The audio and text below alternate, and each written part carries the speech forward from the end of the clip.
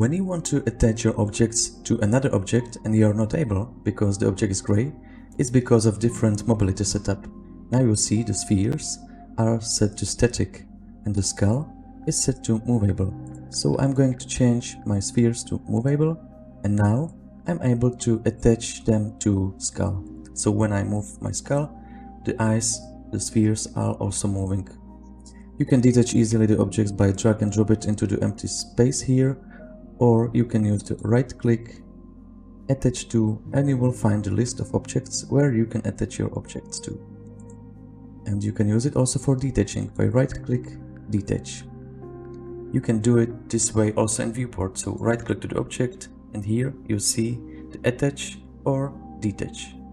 Keep in mind, if you want to attach your actors under the empty actor is always movable.